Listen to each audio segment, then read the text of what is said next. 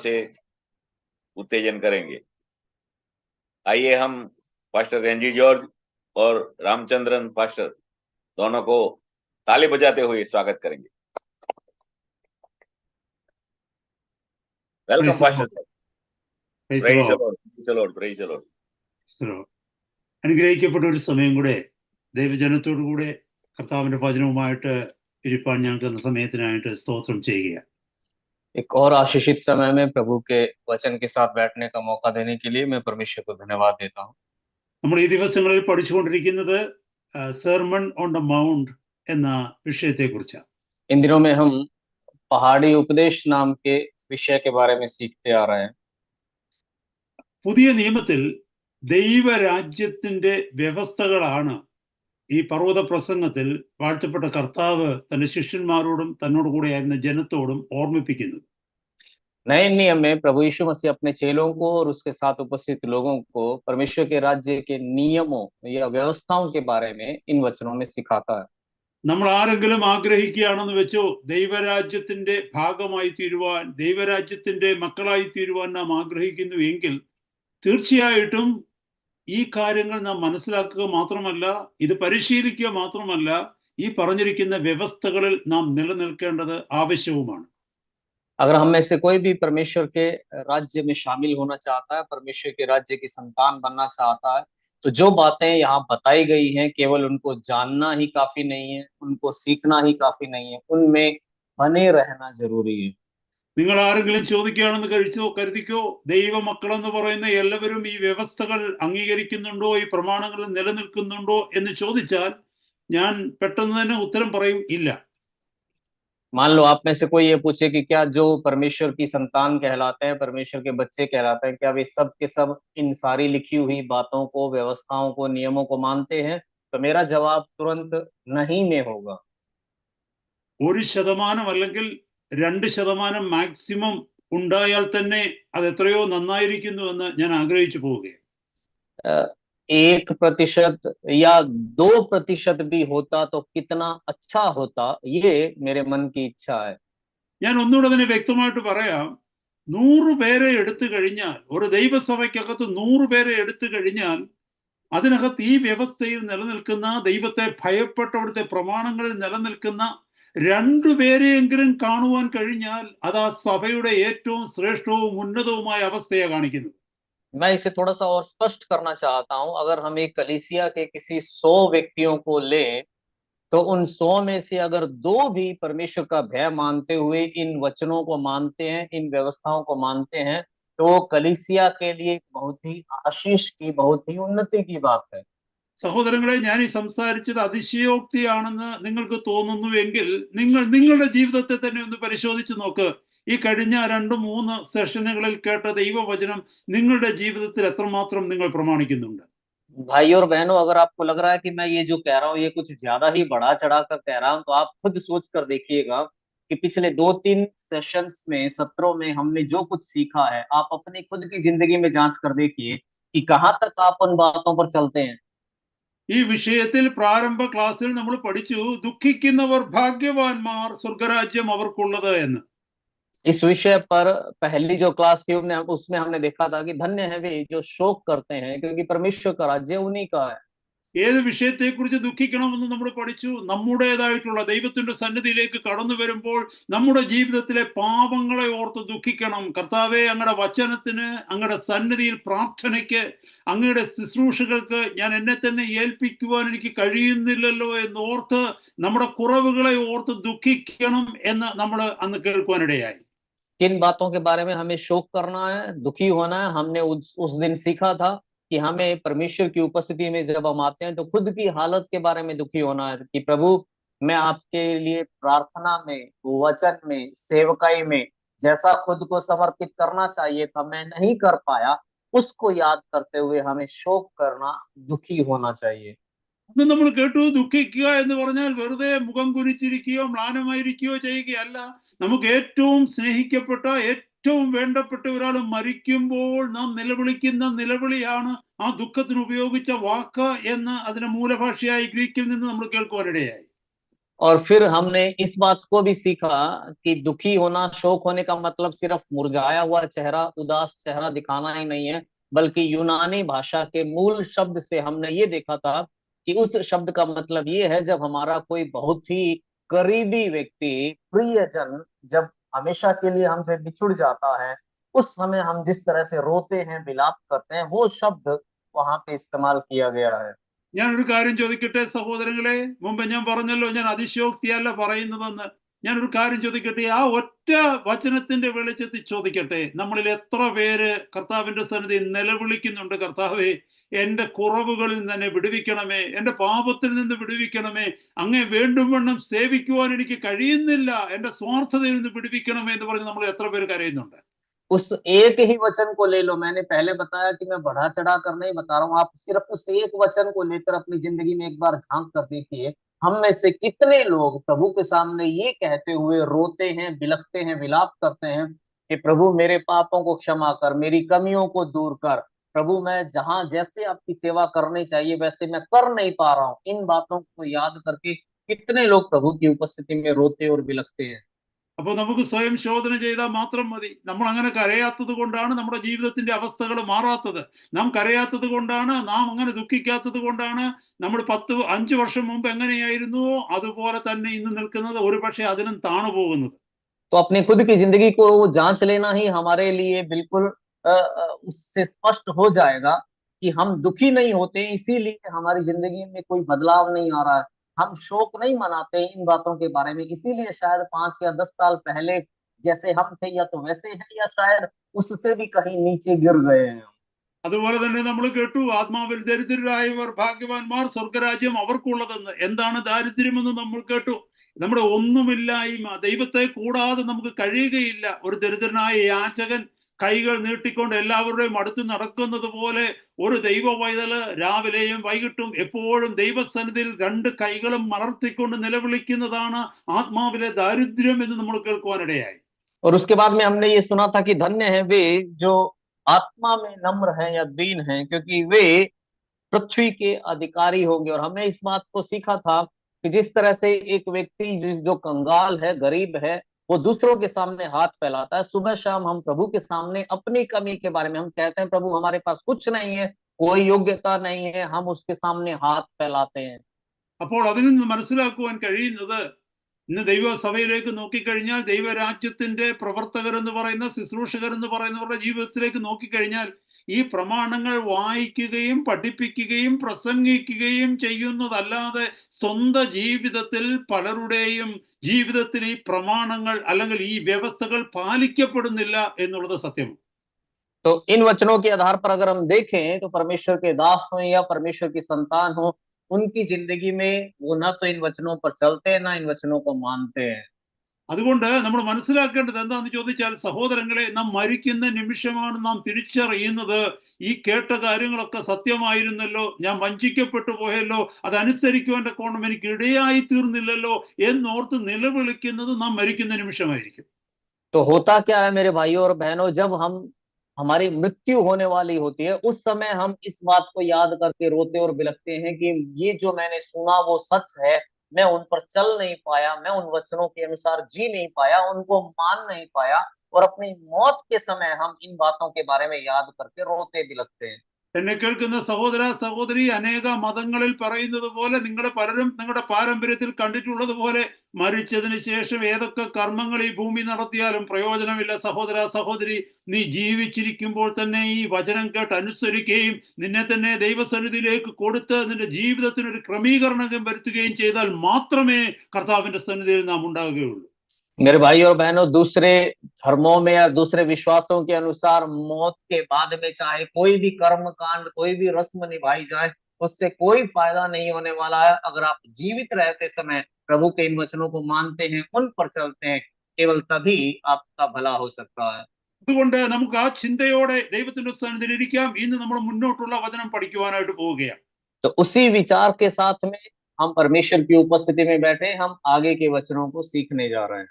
മത്തായിയുടെ സുവിശേഷം 5-ാം അധ്യായം 6-ാമത്തെ വാക്യത്തിൽ നമ്മൾ വായിക്കുന്നു, നീതിക്ക് വിശന്ന് ദാഹിക്കുന്നവർ ഭാഗ്യവാന്മാർ, അവർക്ക് തൃപ്തി വരും.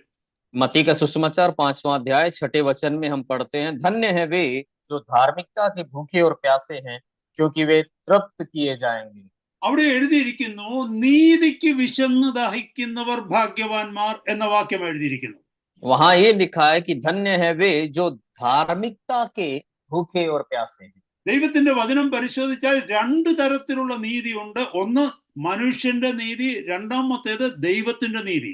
परमेश्वर के वचन को अगर हम देखें तो दो तरह की धार्मिकता है, एक तो मनुष्य की धार्मिकता और दूसरी परमेश्वर की धार्मिकता। നാം നമ്മുടെ ചുറ്റുപാടുകളിലൊക്കെ നോക്കിയിട്ട് ചില വ്യക്തികളെ നോക്കിക്കൊണ്ട് പറയും അവര് നല്ല നീതിയുള്ള മനുഷ്യരാ, നല്ല നീതിമാന്മാരാണെന്ന് നമ്മൾ പറയാറുണ്ട്.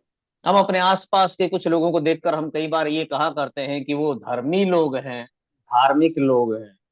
എന്നാൽ നിങ്ങൾക്കറിയാമോ സഹോദരങ്ങളെ, ദൈവത്തിന്റെ മുമ്പിൽ മനുഷ്യന്റെ നീതി എന്ന് പറയുന്നത് വട്ടപൂജ്യത്തെക്കാൾ താഴെ. पर क्या आप जानते हैं कि मनुष्य की धार्मिकता परमेश्वर के सामने गोल अंडे से भी कम है, जीरो से भी कम है। യെശയ്യാ പ്രവാചകന്റെ പുസ്തകം 64 അധ്യായം 6 വാക്യത്തിൽ പറയുന്നു, ഞങ്ങളുടെ നീതി പ്രവൃത്തികളൊക്കെയും നിന്റെ സന്നിധിയിൽ കറപുരണ്ട തുണി പോലെയാണ്. यशायाह 64 के 6 में वचन ये कहता है कि हमारे जो धर्म के काम है वो तेरे सामने चिथड़े, फटे चिथड़े के मैले चिथड़े के समान है। എന്താണ് കറപുരണ്ട തുണി എന്നുള്ളത് നിങ്ങൾക്ക് അറിയാമോ? അതിന്റെ മൂലഭാഷയിൽ ഉപയോഗിച്ചിരിക്കുന്ന വാക്കിന്റെ അർത്ഥം നിങ്ങൾ ആരെങ്കിലും ചിന്തിച്ചിട്ടുണ്ടോ? क्या आपने कभी ये सोचा है कि जो मैला चिथड़ा है उसके लिए मूल भाषा में जो शब्द इस्तेमाल किया गया उसका मतलब क्या है? ആദ്യം ഞാനൊന്ന് പറയട്ടെ, മനുഷ്യന്റെ നീതി എന്ന് പറയുമ്പോൾ നമ്മൾ വലുതായി കാണുന്ന നീതി എന്ന് പറഞ്ഞാൽ മറ്റുള്ളവരെ സഹായിക്കുന്നവർ, മറ്റുള്ളവർക്ക് വേണ്ടി ദാനധർമ്മം ചെയ്യുന്നവർ, മറ്റാരും ചെയ്യാത്ത സൽപ്രവർത്തികളൊക്കെ ചെയ്ത് അനേകരെ സ്നേഹിക്കുന്നവർ, അനേകർക്ക് ആഹാരം കൊടുക്കുന്നവർ, ഇതൊക്കെ കാണുമ്പോഴാണ് നമ്മൾ മനുഷ്യന്റെ നീതിയെ കുറിച്ച് പറയുന്നത് നല്ല നീതിമാനാണെന്ന്. उससे पहले मैं ये बताना चाहता हूँ, मनुष्य की धार्मिकता जब हम किसी को देखते हैं कि वो दूसरों की मदद करता है, सहायता करता है, खाना खिलाता है या किसी भी तरह के भलाई के काम करता है, परोपकार करता है, तो हम कहते हैं कि वो धर्मी व्यक्ति है, वो अच्छा व्यक्ति है। അപ്പോൾ നിങ്ങൾ ചിന്തിച്ചേ, ഈ ലോകത്തിൽ ഒരു വ്യക്തിക്ക് ചെയ്യാമെന്ന ഏറ്റവും നല്ല നീതി പ്രവർത്തികൾ നിങ്ങളുടെ ഭാവനയിൽ ഒന്ന് കണ്ടു നോക്കിക്കേ. ആ നീതിയെ കുറിച്ചാണ് ഞാനിപ്പോ സംസാരിക്കാൻ പോകുന്നത്.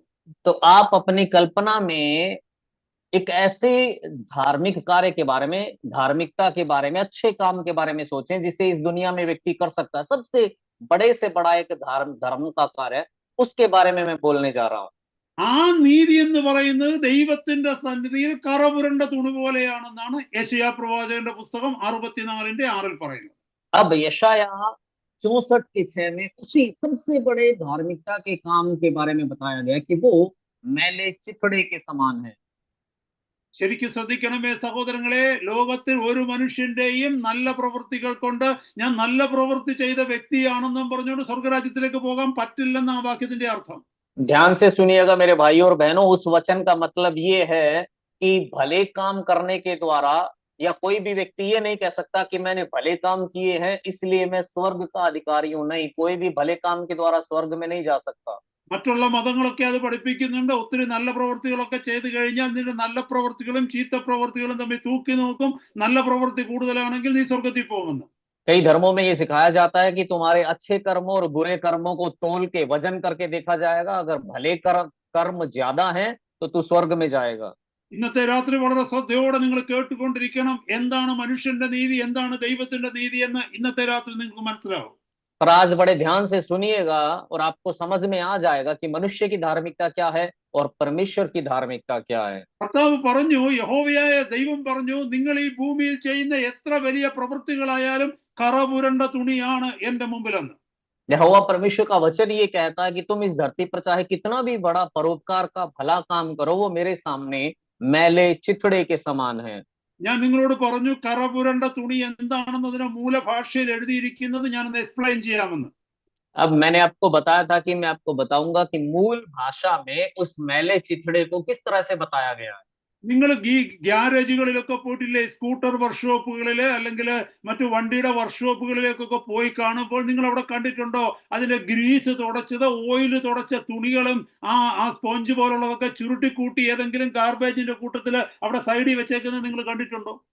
आपने स्कूटर की या गाड़ियों की गैरेज में कभी आप गए होंगे, वर्कशॉप पे गए होंगे, वहां पे क्या आपने कभी देखा है कि वो जो ग्रीस को पोंछने वाला कपड़ा है, तेल से सना हुआ जो कपड़ा है, उसको गैरेज में एक कोने पे फेंक दिया जाता है। നിങ്ങൾ ആരെങ്കിലും അത് എടുത്തുകൊണ്ട് പോയി നിങ്ങളുടെ വാർഡ്രോപ്പിലോ അല്ലെങ്കിൽ ഏതെങ്കിലും ഡ്രോയറിനകത്തോ വെച്ച് ലോക്ക് ചെയ്യാറുണ്ടോ? कि आप में से कोई भी व्यक्ति उस तेल से सने, ग्रीस से सने कपड़े को उठाकर ले जाकर समेट के अपनी अलमारी में कभी रखता है? അത് കറ പുരണ്ട തുണിയാണ്, അത് സ്റ്റെയിൻഡ് ക്ലോത്ത് ആണ്, അത് ഒന്നിനും കൊള്ളത്തില്ല, ഒരു പ്രയോജനവും ഇല്ലാതെ കറ പുരണ്ട് അല്ലെങ്കിൽ ആ ഗ്രീസ് പുരണ്ട് ഓയിൽ പുരണ്ട് കറുത്ത് കളയുവാൻ വേണ്ടി മാത്രം. അത് നമ്മുടെ അടുത്ത് പോലും കൊണ്ടുവരില്ല, നമ്മുടെ ലിവിംഗ് റൂം പോട്ട് നമ്മുടെ മുറ്റത്ത് പോലും കൊണ്ടിടുവാൻ നമ്മൾ അനുവദിക്കത്തില്ല. वो मैला कपड़ा है, वो दागदार कपड़ा है, उसमें ग्रीस लगा है, तेल लगा है, और उसको अपने अपने कमरे के अंदर तो छोड़ो, अपने आंगन तक में कोई आने नहीं देना चाहेगा उस कपड़े അപ്പൊ को। നിങ്ങൾ ശ്രദ്ധിക്കണമേ, ദൈവത്തിന്റെ അടുക്കലേക്ക് മനുഷ്യന്റെ നീതിയുമായിട്ട് തൊട്ടടുത്ത് പോലും വരാൻ പറ്റത്തില്ലെന്നാണ് അതിന്റെ അർത്ഥം. तो यानी इसका मतलब ये है कि मनुष्य अपनी धार्मिकता से परमेश्वर के निकट भी नहीं आ सकता है। നമുക്കറിയാം, ലൂക്കോസിന്റെ സുവിശേഷം 18-ാം അധ്യായത്തിൽ രണ്ട് വ്യക്തികൾ പ്രാർത്ഥിക്കാൻ പോകുന്നതായിട്ട് കാണുന്നുണ്ട്. ഒന്ന് പരീശനും രണ്ടാമത് ചുങ്കക്കാരനും. लूका 18वें अध्याय में हम जानते हैं दो व्यक्ति प्रार्थना के लिए परमेश्वर के निकट आते हैं, एक फरीसी और दूसरा चुंगी लेने वाला। ആ പരീശൻ ആരാണെന്ന് ചോദിച്ചാൽ, ഇപ്പൊ മുമ്പേ പറഞ്ഞതുപോലെ സ്വയം നീതിയിൽ ആശ്രയിക്കുന്ന, മനുഷ്യന്റെ നീതിയിൽ ആശ്രയിക്കുന്ന ഒരു മനുഷ്യൻ. वो फरीसी एक ऐसा व्यक्ति है, एक मनुष्य जो खुद की मनुष्य की धार्मिकता पर भरोसा रखने वाला आदमी है। അയാള് ദൈവസന്നിധി ചെന്നിട്ട്, ആലയത്തിൽ ചെന്നിട്ട് എന്താണെന്നറിയാമോ ദൈവത്തോട് പറഞ്ഞത്?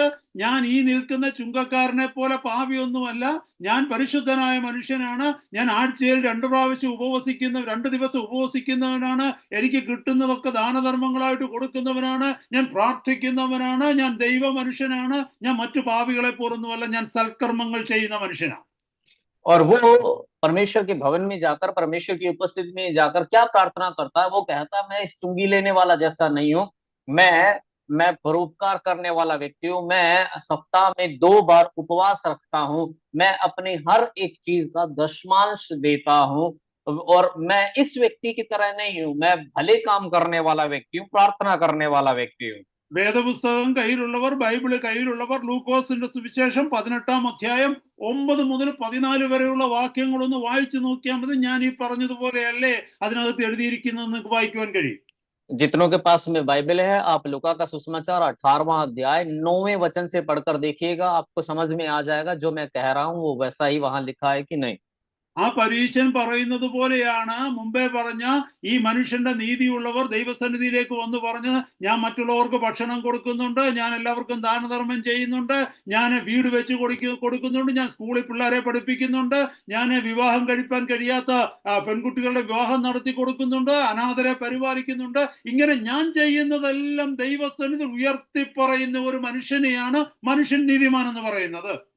जो लोग ये कहते हैं कि मैं दूसरों की मदद करता हूं, मैं दूसरों की आर्थिक सहायता करता हूं, मैं परोपकार के काम करता हूं, मैं भले काम करता हूं, मैं जो गरीब लड़कियां हैं उनकी शादी करवाता हूं, मैं लोगों को भूखों को खिलाता हूं, जो लोग अपने काम को ऊंचा करके बड़ा करके दिखाते हैं, वो इसी फरीसी के समान है जो परमेश्वर के सामने अपनी धार्मिकता को बड़ा करके दिखाते हैं।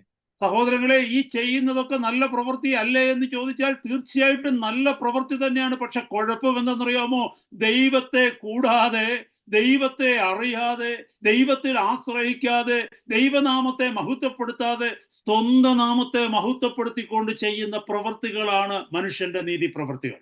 भाइयों, अगर आप पूछेंगे कि क्या ये सारे काम अच्छे नहीं है, तो काम सारे के सारे अच्छे हैं, पर दिक्कत ये है कि परमेश्वर पर भरोसा किए बिना, परमेश्वर को महिमा दिए बिना, खुद के नाम को ऊंचा करने की इच्छा से किए गए हर एक काम, वो खुद की धार्मिकता पर निर्भर करते हैं मनुष्य को, और वो आपको परमेश्वर के निकट नहीं ला सकते हैं।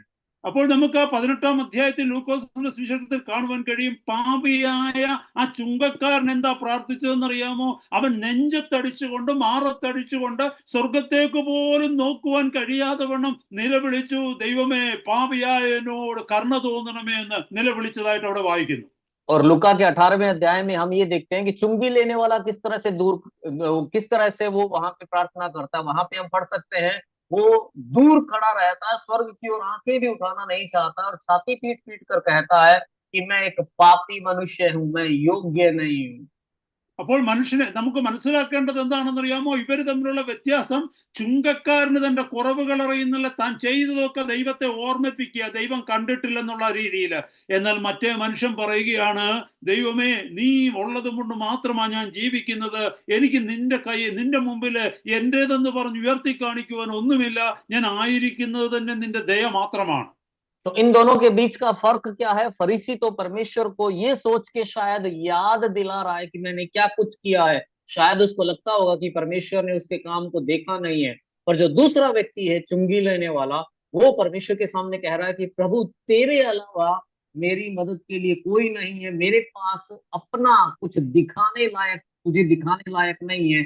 मेरे जीवन का आधार से सिर्फ तेरी दया है, तेरी कृपा है। അവിടെ യേശു കർത്താവ് പറഞ്ഞത്, ആരാണ് അവിടെ നീതീകരിക്കപ്പെട്ടവനായി പോയതായിട്ട് എഴുതിയിരിക്കുന്നത്? ഈ ചുങ്കക്കാരൻ നീതീകരിക്കപ്പെട്ടവനായി പോയി എന്ന് പറഞ്ഞാൽ പരീശൻ ദൈവസന്നിധിയിൽ തിരസ്കരിക്കപ്പെട്ടു, നിരസിക്കപ്പെട്ടു എന്നാണ് കാണുന്നത്. और वहां पे प्रभु ये बताता है कि कौन धर्मी ठहराया जाकर वापस घर जाता है। ये चुंगी लेने वाला धर्मी ठहराया जाकर वापस घर जाता है। इसका मतलब जो फरीसी था वो परमेश्वर की उपस्थिति में ठुकरा दिया जाता है, तिरस्कृत कर दिया जाता है। മത്തായിയുടെ സുവിശേഷം 5-ാം അധ്യായം 20-ാമത്തെ വാക്യത്തിൽ യേശു കർത്താവ് പഠിപ്പിക്കുന്നുണ്ട്, ഇതേ തന്നെ പർവ്വത പ്രസംഗത്തിൽ തന്നെ 5:20 പഠിപ്പിക്കുന്നു, നിങ്ങളുടെ നീതി ശാസ്ത്രിമാരുടെയും പരീശന്മാരുടെയും നീതിയെ കവിയുന്നില്ലെങ്കിൽ നിങ്ങൾ സ്വർഗരാജ്യത്തിൽ കടക്കുകയില്ല എന്ന് ഞാൻ നിങ്ങളോട് പറയുന്നു. इसी पहाड़ी उपदेश में 5वें अध्याय के 20वें वचन में प्रभु यीशु मसीह सिखाता है, मैं तुमसे कहता हूं कि यदि तुम्हारी धार्मिकता शास्त्रियों और फरीसियों की धार्मिकता से बढ़कर न हो तो तुम स्वर्ग के राज्य में कभी प्रवेश करने न पाओगे। അപ്പൊ ഇവിടെ ഇരിക്കുന്ന സഹോദരങ്ങളെ, നമ്മൾ എല്ലാവരും ആഗ്രഹിച്ചിരിക്കുന്നത് സ്വർഗരാജ്യത്തിൽ പോകണമെന്ന് കരുതിയ. तो यहाँ बैठे हुए भाई और बहनों, हम सब ये सोच के बैठे हैं कि हमें स्वर्ग के राज्य में जाना है। അതുപോലെ ദൈവവേലയിലായിരിക്കുന്ന ദൈവദാസന്മാരെ, ദൈവദാസിമാരെ, നിങ്ങളിൽ പലരുടെയും ജീവിതത്തിലെ ആഗ്രഹം ഇതാണ്, ഞാൻ ഈ കിടന്ന് അധ്വാനിക്കുന്നതിനൊക്കെ സ്വർഗത്തിൽ എനിക്ക് പ്രതിഫലം ഉണ്ടാകുമെന്ന. और इसी तरह मुझे सुनने वाले परमेश्वर के दासों और दासियों, आप भी इसी विचार के साथ में यहाँ बैठे हैं कि मैं जो मेहनत कर रहा हूँ, जो भागदौड़ प्रभु के लिए कर रहा हूँ, उसके लिए मुझे स्वर्ग में प्रतिफल मिलेगा। അപ്പൊ സ്വർഗത്തിൽ പ്രതിഫലമുള്ള വിഷയം രണ്ടാമതിരിക്കട്ടെ, സ്വർഗത്തിൽ കടക്കണമെങ്കിൽ, to get an entry over there, എന്താ കർത്താവ് പറഞ്ഞെന്നറിയാമോ? നിങ്ങളുടെ നീതി പരീശന്മാരുടെയും സദുക്യരുടെയും നീതിയേക്കാൾ കവിഞ്ഞു വരണം. तो स्वर्ग में प्रतिफल मिलने की बात तो एक बार थोड़ा दूर रखिए। पहले प्रभु कह रहा है, अगर अंदर घुसना है, अगर स्वर्ग के अंदर जाना है, तो तुम्हारी धार्मिकता शास्त्रियों और फरीसियों की धार्मिकता से बढ़कर होनी चाहिए। അപ്പൊ ശാസ്ത്രിമാരുടെയും പരീശന്മാരുടെയും നീതി ലൂക്കോസിന് ശേഷം 18-ാമത്തെ അധ്യായത്തിൽ നമ്മൾ കണ്ടു. അവർ ചെയ്യുന്നതൊക്കെ ഇങ്ങനെ പുറത്തു പറഞ്ഞു നടക്കുകയാ, അതാണ് അവരുടെ നീതി. तो शास्त्रियों और फरीसियों की धार्मिकता को लूका 18वें अध्याय में हमने देखा। उनकी धार्मिकता कैसी है? वो जो कुछ करते हैं वो दूसरों को बताते हुए घूमते फिरते हैं, यही उनकी धार्मिकता है। അപ്പോൾ നമ്മുടെ നീതി മറ്റൊരു നീതി ആയിരിക്കണം. ആ നീതി എന്തെന്ന് ചോദിച്ചാൽ ദൈവത്തിൽ അധിഷ്ഠിതമായ, ദൈവം നമ്മളിൽ തന്ന നീതിയായിരിക്കണം നമ്മളെ സ്വർഗരാജ്യത്തിലേക്ക് എത്തിക്കുന്ന നീതി. पर हमारी धार्मिकता दूसरी होनी चाहिए, जो परमेश्वर पर आधारित है, या परमेश्वर ने हमें जो धार्मिकता दी है वही धार्मिकता हमें स्वर्ग में ले जा सकती है। അതാണ് നമ്മൾ കേട്ടത്, നീതിക്കായി വിശന്നു ദാഹിക്കുന്നവർ ഭാഗ്യവാന്മാർ, അവർക്ക് തൃപ്തി വരും. और इसी बात को हमने यहाँ पढ़ा है कि धन्य है वे जो धार्मिकता के भूखे और प्यासे हैं, क्योंकि वे तृप्त किए जाएंगे। മത്തായിയുടെ സുവിശേഷം 6-ാം അധ്യായം 33-ാമത്തെ വാക്യത്തിൽ പഠിക്കുന്നുണ്ട്, മുമ്പേ അവന്റെ രാജ്യവും നീതിയും അന്വേഷിപ്പിൻ, അതോടുകൂടെ ഇതൊക്കെയും ചേർക്കപ്പെടും. मती 6:33 में हम पढ़ते हैं, पहले परमेश्वर के राज्य और धर्म की खोज या धार्मिकता की खोज करो तो ये सब वस्तुएं तुम्हें मिल जाएंगी। എന്നെ കേൾക്കുന്ന സഹോദര സഹോദരി, അതുകൊണ്ട് ഇന്നത്തെ രാത്രി നമ്മുടെ പ്രാർത്ഥന അതായിരിക്കണം, കർത്താവേ, ഞങ്ങള് അങ്ങയുടെ സന്നിധിയിൽ കാണിക്കുന്നതൊന്നുമല്ല, അങ്ങ് അംഗീകരിക്കുന്ന നീതി, അങ്ങയുടെ നീതി ഞങ്ങളിൽ തരുവാൻ തക്കവണ്ണം അങ്ങ് കരുണ ചെയ്യണമെന്ന് പ്രാർത്ഥിക്കണം. मेरे भाई और बहनों, इसलिए आज की हमारी प्रार्थना प्रभु से ये होनी चाहिए कि प्रभु, मैं जो आपके सामने दिखाता हूँ वो नहीं धार्मिकता, परंतु आपकी धार्मिकता प्रभु आप मेरी जिंदगी में मुझे प्रदान करें। നീതിക്കായി വിശന്ന് ദാഹിക്കുക എന്ന വാക്കാണ് നമ്മളിവിടെ കേട്ടത്. यहाँ पे हमने जो शब्द सुना है वो ये है कि जो धार्मिकता के भूखे और प्यासे हैं। നിങ്ങളുടെ ജീവിതത്തിൽ എത്ര പേര് വിശന്ന് കരഞ്ഞിട്ടുണ്ട്? आप में से कितने लोग कभी भूख के कारण रोए हैं? വിശന്നാ കരച്ചിൽ നമുക്ക് വരുമോ? क्या भूख लगने पे हमें रोना आता है? നിങ്ങൾക്കറിയാമോ, ന്യൂസ് പേപ്പറുകളൊക്കെ ഞാൻ വായിച്ചിട്ടുണ്ട്, വിശപ്പ് സഹിക്കാൻ കഴിയാതെ കടയിൽ കയറി മോഷ്ടിച്ചിട്ടുള്ള ഉന്നത കുടുംബത്തിൽ ജനിച്ചിട്ടുള്ള കുട്ടികളെ കുറിച്ച് ഞാൻ വായിച്ചിട്ടുണ്ട്. मैंने अखबारों में ऐसे ऊंचे बड़े बड़े खानदान के बच्चों के बारे में पढ़ा है जो भूख सह नहीं पाने के कारण दुकान में घुसकर चोरी करते हैं। ഒരിക്കല് ഒരു ഹോട്ടലിൽ നിന്ന് ഒരു വാർത്ത ഞാൻ കേട്ടതാണ്. ഒരു ചെറുപ്പക്കാരനായ മനുഷ്യൻ ഹോട്ടലിൽ കയറി ഭക്ഷണം കഴിച്ചു. ആ വ്യക്തിയെ കണ്ടപ്പോൾ പണമുള്ളതുപോലൊക്കെ തോന്നും, നല്ല മാന്യതയുള്ള ഒരു വ്യക്തിയായിട്ട് തോന്നും. എന്നിട്ട് ഭക്ഷണം വയറ് നിറച്ച് കഴിച്ചു കഴിഞ്ഞ്, ഒത്തിരി വില കൂടിയതൊന്നുമല്ല, സാധാരണ ഭക്ഷണമാണ്. വയറ് നിറച്ച് കഴിച്ചതിന് ശേഷം ആ മനുഷ്യൻ ആ കടക്കാരനോട് പറഞ്ഞു, നിങ്ങൾക്ക് വേണമെങ്കിൽ എന്നെ അടിക്കാം, എന്നെ വേണമെങ്കിൽ തൊഴിച്ചോ, നിങ്ങളുടെ അടുക്കളയിലുള്ള ഏത് പണി വേണേലും ഞാൻ ചെയ്തു തരാം, നിങ്ങളുടെ ടോയ്ലറ്റ് ഞാൻ കളയാം, പക്ഷെ കഴുകി തരാം. ഞാൻ എന്തിനാണ് ഭക്ഷണം കഴിച്ചതെന്ന് ചോദിച്ചാൽ 3-4 ദിവസമായി വെള്ളം മാത്രം കുടിച്ചാൽ ഞാൻ ജീവിക്കുന്നത്. एक बार मैंने ये खबर सुनी कि एक जवान जो दिखने में अच्छा खासा लगता था, पैसे वाला लगता था, वो एक होटल में गया। उसने वहां पे जाके पेट भर के खाना खाया, ज्यादा महंगा खाना नहीं, सीधा सादा खाना खाया, पेट भर के खाया। खाने के बाद में वो उस होटल वाले के पास में जाकर बोला, आप चाहें तो मेरी पिटाई कर सकते हैं, चाहे तो लात मार सकते हैं, जो चाहो कर लो। अगर आप कहो तो मैं आपकी रसोई का जो काम आप कहोगे मैं करूंगा, आपकी टॉयलेट साफ कर दूंगा, जो चाहो करवा लो। पर अगर आप मेरे से पूछोगे मैंने ये खाना क्यों खाया है, तो उसका कारण ये है कि 3-4 दिन हो गए मैंने एक दाना तक नहीं खाया, सिर्फ पानी के सहारे जी रहा हूं। നിങ്ങൾക്കറിയാമോ, അതാണ് വിശപ്പിൻ്റെതായിട്ടുള്ള വിളി, അല്ലെങ്കിൽ വിശപ്പിൻ്റെതായിട്ടുള്ള ആ വേദന എന്ന് പറയുന്നത് അതാണ്. वो होता है भूख का दर्द या भूख की तड़प। കർത്താവ് ഇവിടെ ഉപയോഗിച്ചിരിക്കുന്ന വാക്കതാണ്, നീതിക്ക് വേണ്ടി നമ്മൾ അങ്ങനെ വിശന്ന് കരയണമെന്ന്. प्रभु उसी शब्द का इस्तेमाल कर रहा है कि धार्मिकता के लिए हमें इसी तरह से तड़पना है, रोना है। നിങ്ങളൊന്ന് ചിന്തിച്ചു നോക്കിയേ, മരുഭൂമിയിലൂടെ നടക്കുന്ന ഒരു വ്യക്തി 1-2 ദിവസം വെള്ളം കുടിക്കാതെ നടന്നാൽ ആ മനുഷ്യന് വെള്ളത്തിനോടുള്ള ആർത്തി എത്ര വലുതായിരിക്കും? അതൊന്ന് ചിന്തിച്ചു നോക്കിക്കേ. आप थोड़ा सोच कर देखिए कि एक व्यक्ति रेगिस्तान में से जा रहा है, 1-2 दिन तक अगर उसको पानी कहीं नहीं मिलता है, तो उस पानी के प्रति उसकी वो तड़प, वो प्यास कितनी ज्यादा होगी, थोड़ा सोच के देखिए। അതാണ് ഇവിടെ പറഞ്ഞിരിക്കുന്നത്, ദൈവത്തിന്റെ നീതിക്ക് വേണ്ടി അങ്ങനെ ദാഹിക്കുന്നവർ ഭാഗ്യവാന്മാർ എന്നാണ് അവൻ ഇവിടെ എഴുതിയിരിക്കുന്നത്. और वही बात यहाँ लिखी है कि परमेश्वर की धार्मिकता के लिए उसी तरह प्यास रखने वाले, तड़पने वाले लोग वे धन्य हैं। എന്നെ കേൾക്കുന്ന സഹോദര സഹോദരി, ഇത് വെറുതെ ദൈവം എഴുതി വെച്ചിരിക്കുന്നതല്ല. ഈ ലോകത്ത് ഇപ്പോൾ ജീവിച്ചിരിക്കുന്നവരിൽ തന്നെ കഴിഞ്ഞ കാലങ്ങളിൽ ജീവിച്ച അനേക ഭക്തന്മാർ രാത്രിയുടെ യാമങ്ങളിൽ, പകലിന്റെ യാമങ്ങളിൽ ഇതേപോലെ നിലവിളിച്ചത് കൊണ്ടാണ് ദൈവത്തിന്റെ നീതി അവരിലേക്ക് ഇറങ്ങി വന്ന് അത്ഭുത പ്രവർത്തികൾ ഈ ലോകത്തിൽ ചെയ്യുവാൻ അവർക്ക് സഹായമായി തീർന്നത്. मेरे भाई मेरी बहन, परमेश्वर ने ये वचन ऐसे ही नहीं लिखे हैं। आज भी ऐसे लोग जिंदा और पिछली सदियों में ऐसे लोग रहे हैं जो रात के पहरों में खड़े होकर वो प्रभु की धार्मिकता के लिए रोते थे, गिड़गिड़ाते थे, और उसी के कारण परमेश्वर की धार्मिकता उनमें उतरी और उन्होंने परमेश्वर के लिए बड़े बड़े काम किए। നമ്മളിൽ പലരും കണ്ടിട്ടുള്ളത് ടെലിവിഷനിലൂടെ ഒക്കെ നടക്കുന്ന സെലിബ്രിറ്റികളെയും സുഖിമാന്മാരായ വെള്ളയും ധരിച്ച് നടക്കുന്നവരെയും ഒക്കെ കണ്ട് കയ്യെ വലിയ മോതിരങ്ങളും വലിയ ചെയിനൊക്കെ ഇട്ടിട്ട് യേശുവിന്റെ നാമം ഉയരത്തിൽ മൈക്കിലൂടെ പറഞ്ഞു നടക്കുന്ന സുഖിമാന്മാരായ സെലിബ്രിറ്റികളെ മാത്രമേ നമ്മൾ കണ്ടിട്ടുള്ളൂ. അവരാ ദൈവത്തിന്റെ ദാസന്മാരെന്നാണ് നമ്മൾ തെറ്റിദ്ധരിച്ചു വെച്ചിരിക്കുന്നത്. हमने तो सिर्फ टीवी पर बड़े बड़े नामी प्रसिद्ध प्रचारकों को देखा है जो बड़ी बड़ी हाथों में अंगूठियां पहनते हैं, बड़ी बड़ी चेन गले में डालकर ऊंची आवाज में माइक में यीशु का नाम लेते हैं। सेलिब्रिटी ऐसे प्रचारकों को हमने देखा है और हमें लगता है, हमने ये सोच रखा है कि हाँ यही परमेश्वर के दास लोग हैं। അവരെ കുറിച്ച് മത്തായിയുടെ സുവിശേഷം 7-ാം അധ്യായത്തിൽ വായിക്കാം. ഞാനൊരു വാക്യം വായിച്ചൊന്ന് കേൾപ്പിക്കാം. നിങ്ങൾ കേൾക്കുമ്പോൾ മനസ്സിലാക്കിക്കോ, ഇവർക്കൊക്കെ വേണ്ടി കാത്തിരിക്കുന്ന നിത്യന്യായവിധി എന്താണെന്ന് നിങ്ങളൊന്ന് ശ്രദ്ധിച്ചു നോക്കാം.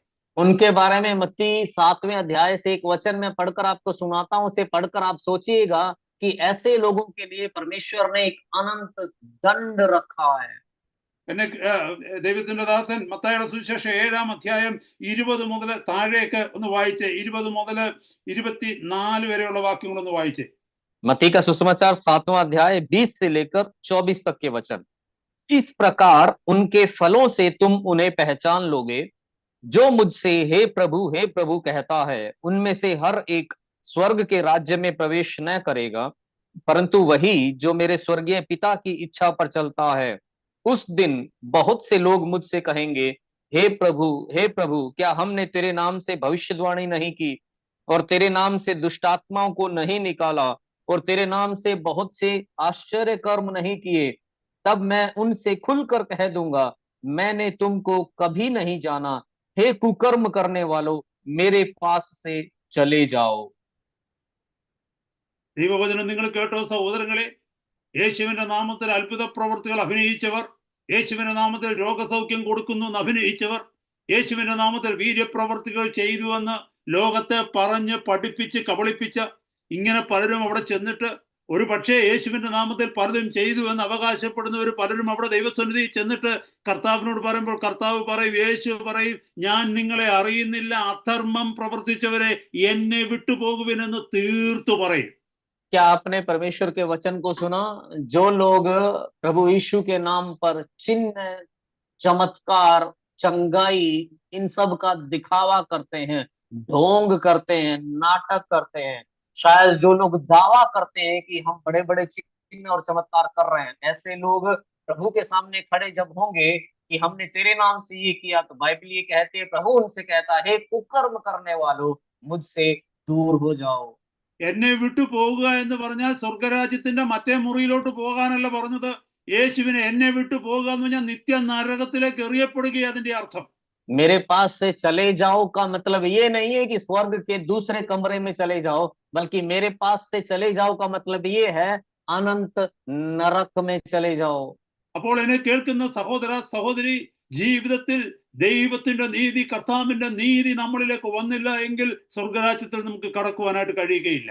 तो मेरे भाई मेरी बहन, अगर परमेश्वर की धार्मिकता हमारी जिंदगी में नहीं आती है, तो हम परमेश्वर के राज्य में, स्वर्ग में प्रवेश नहीं कर सकते हैं। അതുകൊണ്ട് ഈ ദിവസങ്ങളിൽ കണ്ണുനീരോടെ നമ്മൾ പ്രാർത്ഥിക്കണം, കർത്താവിന്റെ നീതി നമ്മുടെ ഉള്ളിലേക്ക് വരുവാൻ തക്കവണ്ണം. और इसीलिए इन दिनों में हमें रो रो कर ये प्रार्थना करनी है कि प्रभु की धार्मिकता हमारी जिंदगी में आए। കർത്താവിന്റെ നീതി എന്തെന്ന് അറിയണമെങ്കിൽ കർത്താവിന്റെ ജീവിതത്തിലേക്ക് നോക്കിയാൽ മതി.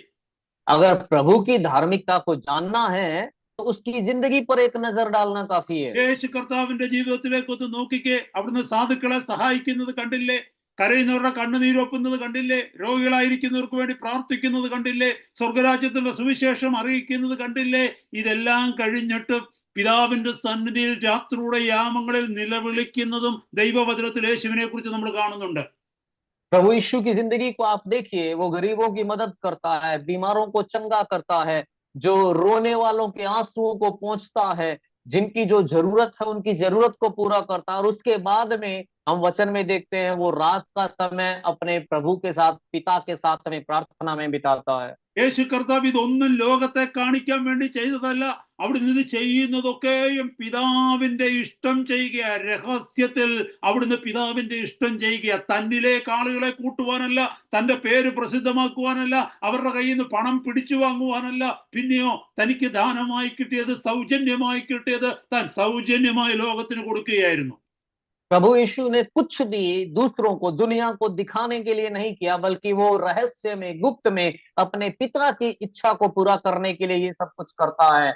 उसने अपना नाम ऊंचा करने के लिए, या दूसरों का पैसा हड़पने के लिए, या दूसरों के सामने खुद को बड़ा बनाने के लिए कुछ भी नहीं किया। जो उसको मुफ्त में मिला, उसको उसने मुफ्त में दूसरों को दिया। എന്നെ കേൾക്കുന്ന ദൈവദാസന്മാരെ, ദൈവദാസിമാരെ, ഞാൻ നിങ്ങളോടൊരു ചോദ്യം ചോദിക്കട്ടെ. നിങ്ങൾ കർത്താവിനെ സേവിക്കുവാൻ ഇറങ്ങിയത് എന്തിനാണ്? നിങ്ങളുടെ പേര് വലുതാക്കാനാണോ? നിങ്ങൾക്ക് കുറച്ച് ഭൗമികമായ സ്വത്തുകളും അധികാരങ്ങളും സാമ്രാജ്യവും കെട്ടിപ്പടുക്കുവാനാണോ? അതോ നശിച്ചുകൊണ്ടിരിക്കുന്ന നിത്യ നരകത്തിലേക്ക് പോയിക്കൊണ്ടിരിക്കുന്ന ചില ആത്മാക്കളെ കർത്താവിന് വേണ്ടി നേടി കർത്താവിന്റെ സന്നിധിയിൽ നീതിമാനും വിശ്വസ്തനുമായ ദാസനെ എന്ന് വിളി കേൾക്കുവാനാണോ? मुझे सुनने वाले परमेश्वर के दासों और दासियों, मेरा आपसे एक सवाल है कि आप सेवकाई में क्यों आए हैं? क्या आप अपना नाम बड़ा करने के लिए, नाम कमाने के लिए सेवकाई में आए हैं, या फिर इस धरती पर कोई जमीन जायदाद कमाने के लिए, या अपना एक साम्राज्य खड़ा करने के लिए आए हैं, या फिर अनंत नरक की ओर जा रही आत्माओं को प्रभु की ओर लाने के लिए, और अंत में प्रभु के सामने खड़े होकर धन्य है हे अच्छे और भले दास, उस बुलाहट को सुनने के लिए आप आए हैं। യേശു കർത്താവ് സ്വർഗരാജ്യം വിട്ട് ഈ ഭൂമിയിലേക്ക് വന്നത് എന്തിനാണ്?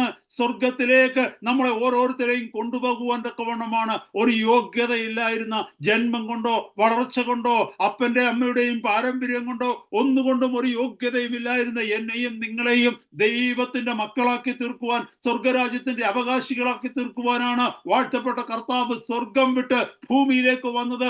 അതാണ് ദൈവത്തിന്റെ നീതി. ആ നീതിയാണ് എന്റെയും നിങ്ങളുടെയും ഹൃദയത്തിന്റെ ഉള്ളിലേക്ക് വരേണ്ടത്. प्रभु यीशु मसीह स्वर्ग को छोड़कर धरती पर इसीलिए आया था कि वो हम में से हर एक को स्वर्ग में ले जाए। हम जो जन्म के द्वारा या बढ़ोतरी के द्वारा या माँ बाप की परंपराओं या रसूख के द्वारा किसी भी तरह से हम लायक नहीं थे, लेकिन हमें उसने परमेश्वर की संतान बनाया। हमें जो किसी भी तरह से योग्य नहीं थे, उसने परमेश्वर की संतान बनाकर स्वर्ग के राज्य का वारिस बनाया। वो परमेश्वर की धार्मिकता है जो उसने हमें दी है, और वही हमें स्वर्ग की ओर ले जा सकती है। പിതാവിന്റെ മുമ്പിൽ ചെന്ന് സ്വർഗരാജ്യത്തിലേക്ക് നോക്കിക്കൊണ്ട് നമുക്ക് ഓരോരുത്തർക്കും പറയുവാൻ കഴിയണം, എന്നെ നോക്കിയാൽ ഞാൻ പാപി മാത്രമാണ്, എന്റെ ജന്മം കൊണ്ട് ഞാൻ പാപിയാണ്, എന്റെ മാതാപിതാക്കളിൽ നിന്ന് പാപമാണ് എന്നിലേക്ക് വന്നത്, ഞാൻ എത്ര നല്ല പ്രവൃത്തികൾ ചെയ്താലും അത് പാപത്തിൽ അങ്കുരിച്ചതാണ്. എന്റെ ഒരേ ഒരു നീതി ക്രിസ്തു എനിക്ക് വേണ്ടി മരിച്ച നീതി, അവിടുന്ന് എനിക്ക് വേണ്ടി ഇറങ്ങി വന്ന നീതി, അത് മാത്രമേ എനിക്ക് നീതിയായിട്ടുള്ളൂ എന്ന് നമുക്ക് പറയുവാനായിട്ട് കഴിയണം. हम जब प्रभु के सामने खड़े होते हैं तो हमें प्रभु से ये कहना है कि मैं तो सिर्फ पापी हूँ, मैं पाप में जन्मा हूँ, मेरे माता पिता से मुझे सिर्फ पाप ही मिला है, मैं चाहे कितने भी अच्छे काम कर लूं वो सिर्फ पाप है। मेरी एक ही धार्मिकता है, वो मसीह का मेरे लिए क्रूस पर मरना है। मेरी एक ही धार्मिकता है कि मसीह मेरे लिए स्वर्ग से उतरकर इस दुनिया में आया। केवल यही मेरी धार्मिकता है, और उसी धार्मिकता को हमें पाने के लिए उसकी खोज में रहना है। എന്നെ കേൾക്കുന്ന സഹോദര സഹോദരി, ഇന്ന് നിന്റെ മരണം സംഭവിച്ചാൽ, ഇന്ന് എന്റെ മരണം സംഭവിച്ചാൽ ഞാൻ ഈ ലോകം വിട്ടു പോകുന്നത് ഞാൻ ഈ ലോകത്തിലേക്ക് എങ്ങനെ വന്നുവോ അതുപോലെ മാത്രമാണ്. കയ്യിൽ ഒന്നുമില്ലാതെ, പോക്കറ്റിൽ ഒന്നുമില്ലാതെ, ഹല്ലേലൂയ, എന്റെ പേരിൽ ഒന്നുമില്ലാതെ ഞാൻ ശൂന്യമായി മടങ്ങി പോവുകയാ. मेरे അതാണ് भाइयों ഈ ലോകം തന്ന നീതി. मेरे भाइयों और बहनों, अगर आज आपकी या मेरी मृत्यु होती है तो मैं इस दुनिया से जब वापस जाऊंगा, जैसे मैं आया था वैसे ही वापस जाऊंगा। न तो मेरे हाथ में कुछ होगा, न मेरी जेब में कुछ होगा, और न मेरे नाम पे कुछ जाएगा। ये इस दुनिया द्वारा दी जाने वाली धार्मिकता है जो यहीं पे छूट जाएगी।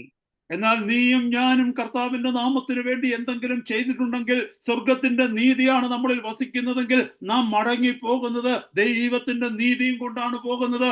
ആ നീതിയുമായിട്ടാണ് നാം ദൈവസന്നിധിയിൽ പോയി നിൽക്കുന്നത്. लेकिन मैंने और आपने अगर परमेश्वर की राज्य के लिए कुछ किया है, अगर परमेश्वर की धार्मिकता को मैंने और आपने पाया है, तो मैं और आप जब यहाँ से जाएंगे उस परमेश्वर की धार्मिकता को साथ लेकर हम जाएंगे। അതുകൊണ്ട് ആ നീതിക്ക് വേണ്ടി നമ്മൾ ദാഹിക്കണമെന്നാണ് കർത്താവ് പറഞ്ഞത്. അങ്ങനെ ദാഹിക്കുന്നെങ്കിൽ നമുക്ക് തൃപ്തി വരുമെന്നാണ് കർത്താവ് വാഗ്ദത്തം ചെയ്തത്. और इसीलिए प्रभु ये कहता है कि हमें उसी धार्मिकता के लिए प्यासे होना, और अगर हम इस तरह से प्यासे रहते हैं तो वो हमें तृप्त करेगा। സങ്കീർത്തനങ്ങളിലൊക്കെ ഈ നീതിക്ക് വേണ്ടി എങ്ങനെ ദാഹിക്കണമെന്ന് എഴുതിയിട്ടുണ്ട്.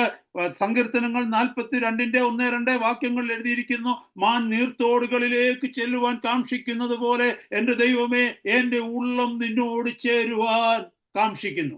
भजन संहिता में भी इस धार्मिकता की प्यास के बारे में लिखा हुआ है। 42वें भजन की 1 और 2 में पढ़ सकते हैं। जैसे वहां लिखा है, जैसे हरिणी नदी के जल के लिए हाँफती है, वैसे ही हे परमेश्वर मैं तेरे लिए हाँफता हूँ। 63-ാം സങ്കീർത്തനത്തിന്റെ 1-ാമത്തെ വാക്യത്തിൽ എഴുതിയിരിക്കുന്നു, എന്റെ ഉള്ളം നിനക്ക് വേണ്ടി ദാഹിക്കുന്നു എന്ന്. 63 के 1 में लिखा है कि हे परमेश्वर मेरा मन तेरा प्यासा है। നമുക്ക് ദാഹം നമ്മുടെ ജീവിതത്തിൽ ഉണ്ടാകണം. ദാഹമുള്ള ഒരു വ്യക്തിക്ക് മാത്രമേ വെള്ളം കുടിക്കുമ്പോൾ തൃപ്തി വരത്തുള്ളൂ. हमारी जिंदगी में प्यास जरूरी है। जो प्यासा होता है केवल वही पानी पीकर तृप्त हो सकता है। ദാഹമില്ലാത്ത ഒരു വ്യക്തിയെ നിർബന്ധിച്ച് വെള്ളം കുടിപ്പിച്ചാലുള്ള കുഴപ്പം എന്താണെന്നറിയാമോ? കൊടുത്ത വെള്ളം മാത്രമല്ല, അകത്ത് കിടക്കുന്നതുകൂടെ നമ്മൾ പുറത്തേക്ക് ത്രോ ഔട്ട് ചെയ്യും. जो प्यासा नहीं है, जिसको प्यास नहीं लगी है, उसको अगर जबरदस्ती पानी पिलाओगे तो दिक्कत क्या होगी? न सिर्फ जो पानी अंदर गया है वो, बल्कि जो पहले से अंदर है वो भी, दोनों बाहर आ जाएंगे। അതുകൊണ്ട് തന്നെ കേൾക്കുന്ന സഹോദര സഹോദരി, നമ്മൾ ദാഹിക്കുവാൻ തക്കവണ്ണം ദൈവസന്നിധിയിലേക്ക് വരണം. കർത്താവേ, എന്നിൽ അങ്ങയുടെ ദാഹം വർദ്ധിപ്പിക്കണമേ. ദാഹമുള്ള ഒരു വ്യക്തിക്ക് വെള്ളം കാണിച്ചു കൊടുത്താൽ മാത്രം മതി, നിർബന്ധിക്കേണ്ട യാതൊരു കാര്യവുമില്ല. इसलिए भाइयों और बहनों, हम एक प्यास के साथ प्रभु के सामने आए, प्रभु से कहे कि प्रभु मेरी प्यास को बढ़ा। प्यासे व्यक्ति को पानी दिखाना काफी होता है, उसको जबरदस्ती करने की जरूरत नहीं पड़ती है पीने के लिए। നമ്മൾ എങ്ങനെയാണ് ഇതിനു വേണ്ടി ആഗ്രഹിക്കുന്നത്, എങ്ങനെയാണ് നമ്മൾ ഇതിനു വേണ്ടി അന്വേഷിക്കുന്നത്, അതനുസരിച്ചാണ് നാം കർത്താവിനെ കണ്ടുമുട്ടുവാൻ തക്കവണ്ണം ഇടയാകുന്നത്. हम जिस तरीके से इसकी चाह रखते हैं, जिस तरीके से इसको खोजते हैं, उसी तरीके से हम प्रभु को पाएंगे। ജെറമ്യാ പ്രവാചകന്റെ പുസ്തകം 29-ാം അധ്യായം 13-ാമത്തെ വാക്യത്തിൽ, ബുക്ക് ഓഫ് ജെറമായ ചാപ്റ്റർ 29:13, അവിടെ പറയുന്നു, and you shall seek me and find me when you shall search for me with all your heart. നിങ്ങൾ പൂർണ്ണ ഹൃദയത്തോടെ എന്നെ അന്വേഷിക്കുന്നുവെങ്കിൽ നിങ്ങൾ എന്നെ കണ്ടെത്തും. यिर्मयाह 29:13 में लिखा है, तुम मुझे ढूंढोगे और पाओगे भी, क्योंकि तुम अपने संपूर्ण मन से मेरे पास आओगे। പൂർണ്ണ ഹൃദയത്തോടെ ദൈവത്തെ അന്വേഷിക്കുക എന്ന് പറഞ്ഞാൽ എന്താണ് സഹോദരങ്ങളെ ഇതിന്റെ അർത്ഥം? संपूर्ण मन से परमेश्वर को खोजने का मतलब क्या है भाइयों? ഞാൻ നേരത്തെ നിങ്ങളോടത് പറഞ്ഞിട്ടുണ്ടോ എന്ന് എനിക്ക് അറിയില്ല. പറഞ്ഞിട്ടുണ്ടെങ്കിൽ തന്നെ ഞാൻ അത് വീണ്ടും ഒന്ന് ഓർമ്മിപ്പിക്കുവാനായിട്ട് ആഗ്രഹിക്കുന്നു.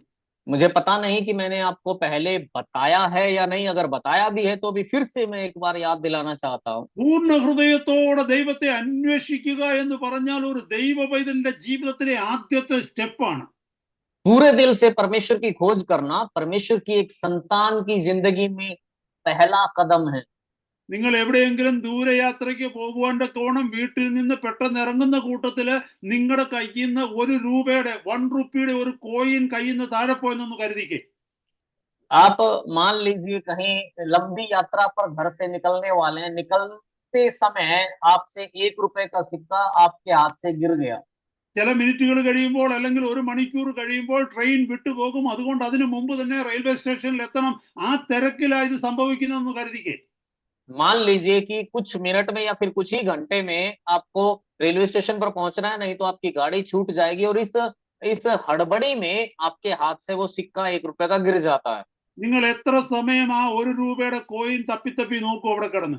आप उस ₹1 के सिक्के को कितनी देर तक वहां पर ढूंढते रहेंगे? 5 മിനിറ്റ് നോക്കുവോ നിങ്ങള്? क्या 5 मिनट लगाओगे ढूंढने के लिए? 1 മിനിറ്റ് ചിലപ്പോ താഴേക്കൊന്ന് നോക്കിയെന്നിരിക്കും, 1 സെക്കൻഡ്. അപ്പൊ കൂടെ ഉള്ളവർ പറയും ₹1 പോയുള്ളൂ, കളയുന്ന ട്രെയിൻ പോകുന്നതിന് മുമ്പ് പെട്ടെന്ന് നമുക്ക് അവിടെ എത്തണം. हो सकता है ज्यादा से ज्यादा 1 मिनट या कुछ सेकंड नीचे देखेंगे तो साथ वाले बोलेंगे, चलो ₹1 ही तो है, छोड़ो हमारी गाड़ी छूट जाएगी। അപ്പൊ ഞാൻ നിങ്ങളോട് വേറൊരു കാര്യം ചോദിക്കട്ടെ, നിങ്ങളുടെ കയ്യെ കിടന്ന ഡയമണ്ടിന്റെ റിംഗ് ആണ് താഴെ പോയതെന്ന് കരുതിക്കേ, നിങ്ങൾ എത്ര നേരം നോക്കും? तो अब एक दूसरी बात मैं आपसे पूछ रहा हूँ, मान लो आपकी अंगुली में आपने जो हीरे की अंगूठी पहन रखी थी वो गिर गई। അത് മാത്രമല്ല, ആ മോതിരത്തിന്റെ വില 10 ലക്ഷം രൂപയിൽ കൂടുതലാണെന്നൂടെ ഒന്ന് കരുതിക്കേ. उतना ही नहीं, ये भी सोच लो कि वो अंगूठी 10 लाख से ज्यादा की है। നിങ്ങൾ എത്ര നേരം നോക്കൂ? 5 മിനിറ്റേ നോക്കത്തുള്ളൂ. आप कितनी देर उसको ढूंढोगे? सिर्फ 5 मिनट? അഥവാ കൂടെയുള്ളവരെല്ലാവരും പറയാന്ന് വെച്ചോ, ട്രെയിൻ പോകാൻ സമയമായി, പിന്നെ എപ്പോഴേലും നോക്കാമെന്ന് പറഞ്ഞ് നിങ്ങളെ നിർബന്ധിച്ച് പൊക്കിക്കൊണ്ടുപോയാൽ നിങ്ങൾ പോകുമോ? अब मान लो आपके साथ वाले बाकी लोग कहते हैं ट्रेन निकल जाएगी, चलो, आपको जबरदस्ती उठाकर ले जाने की कोशिश करते हैं, तो भी आप जाओगे? ഞാനൊരു കാര്യം പറയട്ടെ, ആ രാത്രി മുഴുവനുമല്ല, പിറ്റേ ദിവസം പകൽ മുഴുവനുമല്ല, ഒരാഴ്ച മുഴുവനും നിങ്ങൾ അവിടെ നോക്കും. അവിടെ കുത്തിയിരുന്ന് നോക്കും, ആൾക്കാരെ കൂലിക്ക് വെച്ച് നോക്കിക്കും. सिर्फ उस रात ही नहीं, अगला दिन ही नहीं, पूरा 1 हफ्ता आप उसको ढूंढोगे। अगर जरूरत पड़ी तो लोगों को मजदूरी पे रख के आप उसको ढूंढने की कोशिश करोगे। ഇതാണ് പൂർണ്ണ ഹൃദയത്തോടെ അന്വേഷിക്കുക എന്ന് പറഞ്ഞാൽ. ये है संपूर्ण मन से खोजना। എന്നാൽ നമ്മളിൽ പലരും കർത്താവിനെ അന്വേഷിക്കുന്നത് ആ ₹1 കോയിൻ നോക്കുന്ന ലാഘവത്തോടാ. पर हम में से बहुत सारे लोग प्रभु की खोज बस इतने हल्केपन में करते हैं जैसे हम ₹1 को ढूंढते हैं। അതുകൊണ്ടാണ് നമുക്ക് കിട്ടാത്തത് കർത്താവിനെ. इसीलिए तो प्रभु हमें मिलता नहीं है। അതുകൊണ്ടാണ് കർത്താവിന്റെ സാന്നിധ്യം നമുക്ക് അനുഭവിക്കുവാൻ കഴിയാത്തത്. इसीलिए तो प्रभु की उपस्थिति हमें महसूस नहीं होती है। അതുകൊണ്ടാണ് നമ്മുടെ കുടുംബങ്ങൾ മാറാത്തത്. इसीलिए तो हमारे परिवार में कोई बदलाव नहीं आ रहा। അതുകൊണ്ടാണ് നമ്മുടെ ശുശ്രൂഷകളിൽ അനുഗ്രഹം പ്രാപിക്കാത്തത്. इसीलिए हमारी सेवकाइयों में आशीष नहीं आ रही है, അതുകൊണ്ടാണ് ദൈവത്തിന്റെ നീതി നമ്മളിൽ വെളിപ്പെടാത്തത്. इसीलिए परमेश्वर की धार्मिकता हम में प्रकट नहीं होती है, അതുകൊണ്ട് പ്രതികൂലങ്ങളുടെ മുമ്പിൽ നമുക്ക് നിൽക്കുവാൻ കഴിയുന്നില്ല. इसीलिए परेशानियों के बीच में हम टिक नहीं पाते. കർത്താവ് പറയാ, നീതിക്ക് വേണ്ടി നിങ്ങൾ ഇതുപോലെ ദാഹിക്കണം, നീതിക്ക് വേണ്ടി ഇതുപോലെ നിങ്ങൾ അന്വേഷിക്കണം. प्रभु कह रहा है तुम्हें धार्मिकता के लिए इस तरह से प्यासे होना है, इस तरह से तुम्हें धार्मिकता को खोजना है. ഞാൻ നിങ്ങളോടൊരു കാര്യം പറയട്ടെ, അധ്വാനിക്കാതെ വിലയുള്ളത് ഒന്നും തന്നെ കിട്ടത്തില്ല സഹോദരങ്ങളെ. भाइयों, एक बात मैं आपसे कहना चाहता हूं, मेहनत किए बिना कीमती चीज, कोई भी कीमती चीज आपको नहीं मिल सकती है. നിങ്ങൾക്കറിയാമോ, സ്വർണത്തിന്റെ ഓറുണ്ടല്ലോ, സ്വർണത്തിന്റെ അയിരുകൾ, പ്ലാറ്റിനത്തിന്റെ അയിരുകൾ, ഈ വില കൂടിയ ഈ മെറ്റലുകളുടെ ഒക്കെ അയിരുകൾ ഉണ്ടല്ലോ, ഓർസ്, അത് കിട്ടുന്നത് ഭൂമിയുടെ ഏറ്റവും അടിയിൽ ഖനനം ചെയ്താ കിട്ടുന്നത്. क्या आप जानते हैं कि जो सोना है या फिर जो जो महंगी धातुएं होती हैं, उसकी जो कच्ची जो सामग्री है वो बहुत गहराई में जमीन के मिलती है. ഈ മടിയന്മാർക്ക് കിട്ടുന്നത് എന്തുവാന്നറിയാമോ? ഈ പുറത്ത് കിടക്കുന്ന പ്ലാസ്റ്റിക്കും കുപ്പികളും കുപ്പിച്ചീലുകളും, അതുപോലെ പിന്നെ എന്താ അതുപോലുള്ളതൊക്കെ, എന്താ ചിരട്ടയും അങ്ങനത്തെ ഇങ്ങനത്തെ ഒക്കെ പറക്കാനേ പറ്റത്തുള്ളൂ മടിയന്മാർക്ക്.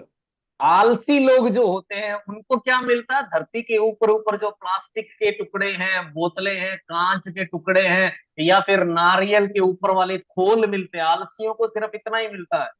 എന്നെ കേൾക്കുന്ന സഹോദര സഹോദരി, ഇപ്പൊ നിങ്ങളുടെ കയ്യിലിരിക്കുന്നത് എന്താണെന്ന് നോക്കി, അത് അങ്ങനെ കിട്ടിയിട്ടുള്ളതാ. मुझे सुनने वाले भाई और बहनों, अभी सोच के देखिए आपके हाथ में क्या है. जो कुछ मिला है सब ऐसे ही मिला है.